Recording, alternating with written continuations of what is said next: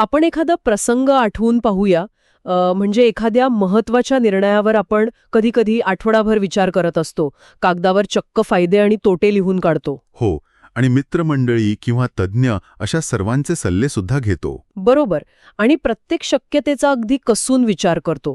पण तरीही प्रत्यक्ष जेव्हा निर्णय घेण्याची वेळ येते ना, तेव्हा तो निर्णय अनेकदा पूर्णपणे अंगाशी येतो. अगदी खरंय. म्हणजे आपण आपली सर्व बौद्धिक ताकद आणि माहिती पणाला लावूनही आपला मेंदू ऐनवेळी असा दगा का देतो बरं? एवढा विचार करूनही पदरी फक्त पश्चातापच का पडतो? याचं मुख्य कारण म्हणजे आपण ज्याला विचारपूर्वक घेतलेला निर्णय समजतो ना, तो अनेकदा फक्त भीती किंवा मानसिक दबाव आणि असुरक्षिततेतून आलेला एक गोंधळ असतो. अच्छा. हो, कारण आपण समस्येच्या मुळावर काम करत नसतो, तर त्यातून निर्माण झालेल्या फांद्यांमध्ये कुठेतरी अडकलेले असतो. म्हणजे निर्णय प्रक्रियेत आपण किती माहिती गोळा करतो यापेक्षा ती माहिती प्रोसेस करताना आपल्या मनाची मूळ अवस्था काय असते हे जास्त निर्णायक ठरतं. हे खूपच महत्वाचं आहे. आणि आजच्या या आपल्या सखोल चर्चेमध्ये आपण ह्याच मानसिक अवस्थेचं अतिशय बारकाईने विश्लेषण करणार आहोत. यासाठी आपण एका अतिशय वेगळ्या आणि ऐतिहासिक स्रोताचा आधार घेणार आहोत. अगदी बरोबर. 17व्या शतकात समर्थ रामदास स्वामी यांनी लिहिलेला दासबोध हा तो महान ग्रंथ आहे. या ग्रंथाकडे आपण केवळ एक पारंपरिक धार्मिक पुस्तक म्हणून न पाहता आज त्याचं एका मानसशास्त्री मॅन्युअल म्हणून वाचन करणार आहोत. नक्कीच. विशेषतः यातील दशक 1 मधील मंगलाचरण, त्यानंतर दशक 3 मधील विवेक किंवा दशक 5 मधील मननियंत्रण आणि दशक 10 मधील व्यवहारातील शहाणपण ह्या सूत्रांचा वापर करून आपण या गोंधळामागचं जे विज्ञान आहे ना ते समजून घेणार आहोत. हो, आणि खरं सांगायचं तर ह्या सर्व सूत्रांचा अभ्यास केल्यावर एक अत्यंत धक्कादायक आणि महत्त्वाची गोष्ट समोर येते. दासबोधानुसार आपली मूळ समस्या आपण घेतलेल्या निर्णयात नसतेच. बापरे, म्हणजे निर्णयात नसते तर मग कुठे असते? ती समस्या तो निर्णय घेण्याच्या अगदी सुरुवातीलाच निर्माण झालेली असते. म्हणजे जर सुरुवातीची मानसिक अवस्थाच आपली गोंधळाची, भीतीची किंवा अहंकाराची असेल ना, तर पुढचा सगळा प्रवास आपोआपच भरकटत जातो. हे समजून घेण्यासाठी मला एका उदाहरणाचा विचार करावासा वाटतो. म्हणजे आपण जुन्या कपाटातनं एखादा इयरफोनचा गुंता किंवा तो पतंगाचा मांजा असतो ना तो काढतो. हो, तो मांजाचा गुंता. अगदी तेच. जर त्या गुंतलेल्या धाग्याचं टोक आपण सुरुवातीला चुकीचं पकडलं आणि ओढायला सुरुवात केली तर आपण कितीही शिताकीने तो गुंता सोडवण्याचा प्रयत्न केला तरी तो गुंता अधिकच घट्ट होत जातो. निर्णयांच्या बाबतीतही आपण असंच धाग्याचं चुकीचं टोक ओढत असतो का? हे साधर्मीय इथल्या परिस्थितीला अगदी अचूक लागू पडतं. गुंता सोडवण्याची इच्छा असणे आणि योग्य ठिकाणाहून तो सोडवायला सुरुवात करणे यात खूप मोठा फरक आहे. बरोबर. दासबोधाच्या अगदी पहिल्या भागात म्हणजे दशक 1 समास 1 मध्ये ज्याला आपण मंगलाचरण म्हणतो तिथे या योग्य सुरुवातीचे विज्ञान दडलेले आहे. म्हणजे ते जे सुरुवातीचं नमन असतं ते? हो, तेच. सर्वसाधारणपणे मंगलाचरण म्हणजे एखादं कार्य सुरू करण्यापूर्वी हात जोडून केलेली प्रार्थना किंवा धार्मिक विधी असे मानले जाते. पण मानसशास्त्रीय दृष्टिकोनातून पाहिल्यास ही एक अत्यंत प्रभावी मेंटल रिसेट प्रक्रिया आहे. Mental reset? पण इथे एक व्यावहारिक प्रश्न निर्माण होतो. म्हणजे जेव्हा एखादी व्यक्ती कॉर्पोरेट जगात काम करत असते, जिथे अचानक सर्व्हर क्रॅश होतो किंवा एखादी तातडीची मीटिंग असते किंवा समोर मोठी आर्थिक कोंडी उभी असते, तिथे असा मेंटल रिसेट किंवा मंगलाचरणाचा पॉज घेणे म्हणजे एक प्रकारे हार मानण्यासारखे किंवा वेळ वाया घालवण्यासारखे वाटत नाही का? प्रत्यक्ष व्यवहारात जिथे वेळेची शर्यत असते तिथे अशी शांतता कशी परवडणार आपल्याला? वरवर पाहता हा पॉज घेणे म्हणजे खरंच वेळ वाया घालवणे वाटू शकते. पण जेव्हा आपण तणावाखाली असतो तेव्हा आपला मेंदू फाईट किंवा फ्लाईट या आणीबाणीच्या स्थितीत जातो. अच्छा, म्हणजे तो डिफेन्स मोडमध्ये जातो. अगदी बरोबर. अशा वेळी आपल्या विचारांची कक्षा अत्यंत अरुंद होते. आपण फक्त त्या क्षणापुरता स्वतःचा बचाव करण्याचा विचार करतो.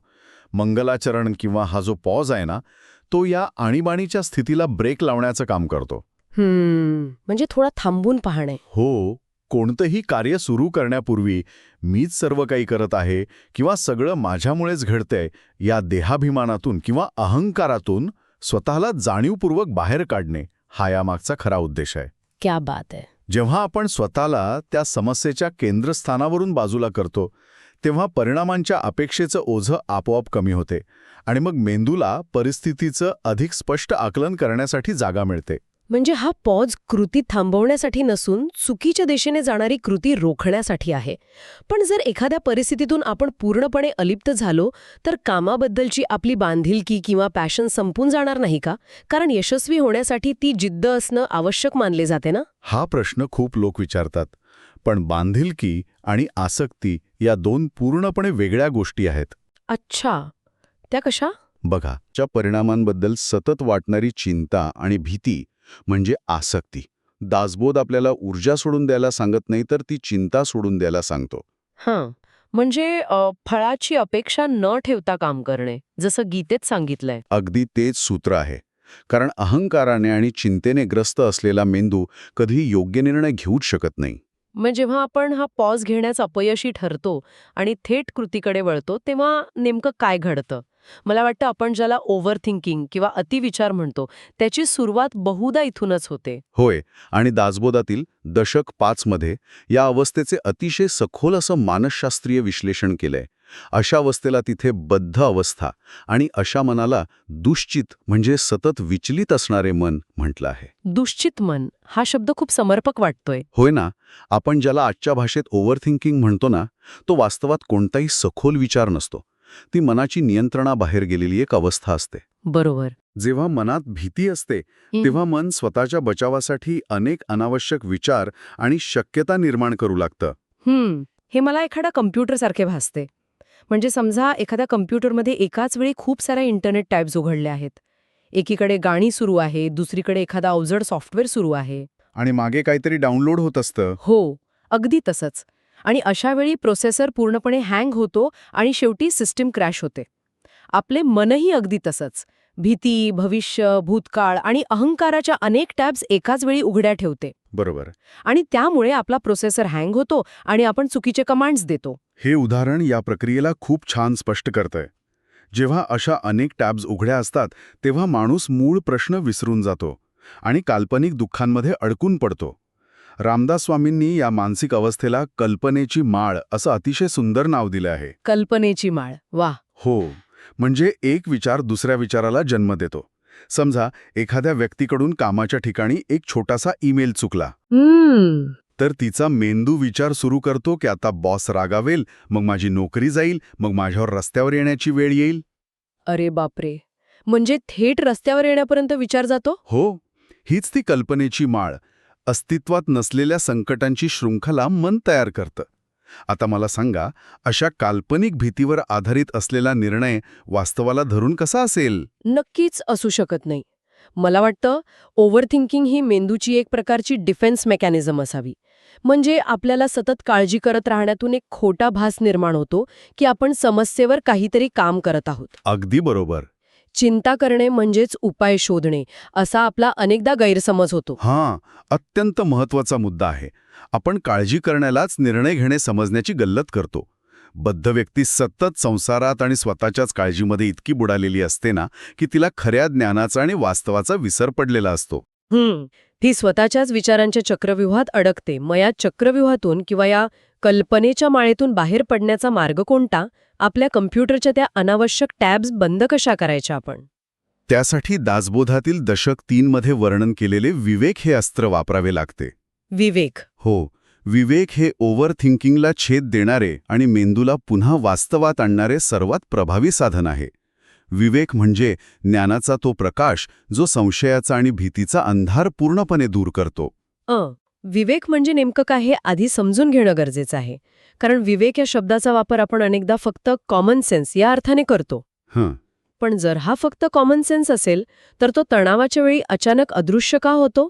आपण पाहतो की अनेकदा अतिशय शिकलेली आणि हुशार माणसेही प्रचंड तणावाखाली अगदी चुकीचे आणि हास्यास्पद निर्णय घेतात. याचं कारण असं आहे की विवेक हा केवळ कॉमन सेन्स नाहीये.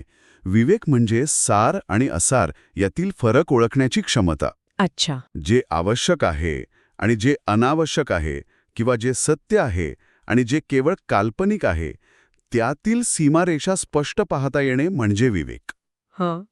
समजलं. तणावाच्या वेळी आपला अहंकार आणि आपल्या भावना विवेकावर एक गडद पडदा टाकतात. आपण स्वतःला परिस्थितीचा केंद्रबिंदू मानायला लागतो आणि जेव्हा हा मीपणा वाढतो ना, तेव्हा परिस्थितीकडे तटस्थपणे पाहण्याची आपली क्षमता नष्ट होते आणि तिथेच आपला कॉमन सेन्स हरवतो. याला मला एका क्रीडा स्पर्धेच्या उदाहरणातून समजून घ्यायला आवडेल. म्हणजे जसा एखादा फुटबॉलचा सामना सुरू असतो ना, हो, मैदानात खेळणाऱ्या खेळाडूंना पूर्ण मैदान कधीच दिसत नाही. त्यांच्या आजूबाजूला फक्त धडपड सुरू असते. प्रतिस्पर्धी खेळाडू अंगावर येत असतात आणि त्यांच्या दृष्टीची कक्षा फक्त त्या चेंडूपुरती मर्यादित असते. अगदी बरोबर. पण त्याच वेळी गॅलरीत उंचावर बसलेल्या प्रेक्षकाला मात्र पूर्ण रणनीती समजत असते. कुठे जागा रिकामी आहे किंवा कोण चुकीच्या दिशेने धावतोय हे सगळं स्पष्ट दिसत असतं. क्या बात आहे. कारण तो प्रेक्षक त्या खेळात भावनिक आणि शारीरिकदृष्ट्या गुंतलेला नसतो. तो फक्त पाहत असतो. हे अगदी अचूक आणि उत्तम विश्लेषण आहे. जेव्हा आपण समस्येच्या मध्यभागी असतो ना, तेव्हा आपण त्या फुटबॉल खेळाडूसारखे असतो, भीतीने आणि दबावाने ग्रासलेले. पण जेव्हा आपण स्वतःला मी हे करत आहे या भावनेतून बाहेर काढतो आणि एका त्रयस्थ साक्षीदारासारखे, म्हणजे एका ऑब्झर्व्हरसारखे परिस्थितीकडे पाहतो, तेव्हा आपण त्या गॅलरीत बसलेल्या प्रेक्षकाच्या भूमिकेत जातो. किती सुंदर विचार आहे हा. दासबोधात यालाच बाह्य जगातील मायेपासून, म्हणजेच कल्पनेच्या आणि मोहाच्या जाळ्यापासून अलिप्त होण्याचे म्हटले आहे. ही अलिप्तता म्हणजेच विवेक. विवेकामुळे घेतलेले निर्णय हे पूर्वग्रहातून किंवा भीतीतून आलेले नसतात, तर ते परिस्थितीच्या शुद्ध आकलनावर आधारित असतात. आता हा सगळा जो सिद्धांत आहे तो आपल्या रोजच्या आधुनिक आणि व्यावहारिक जगण्याशी कसा जोडता येईल हे आपण पाहूया. कारण अनेकदा तत्वज्ञान हे पुस्तकात वाचायला खूप चांगले वाटते. हो, ते तर आहेच. पण जेव्हा आपण प्रत्यक्ष बँकेचे कर्ज, करिअरमधील बदल किंवा नात्यांमधील गुंतागुंता हाताळत असतो, तेव्हा हे सगळे कसे वापरायचे? दासबोधाचे वेगळेपण इथेच आहे. तो केवळ पारायण करण्याचा ग्रंथ नक्कीच नाहीये, तर तो उत्तम जीवनाचे एक मॅन्युअल आहे. दशक 10 मध्ये यावर अतिशय रोखठोक भाष्य केले आहे. काय सांगितलंय त्यात? तिथे पडतं मूर्ख आणि व्यवहारातील शहाणपण यांची सविस्तर चर्चा केली आहे. पडतं मूर्ख म्हणजे असे लोक ज्यांच्याकडे प्रचंड माहिती असते, उच्च शिक्षण असते, जगातल्या सर्व गोष्टींचे ज्ञान असते, पण प्रत्यक्ष व्यवहारात जेव्हा निर्णय घेण्याची वेळ येते तेव्हा ते प्रचंड गोंधळलेले असतात. अरे वाह!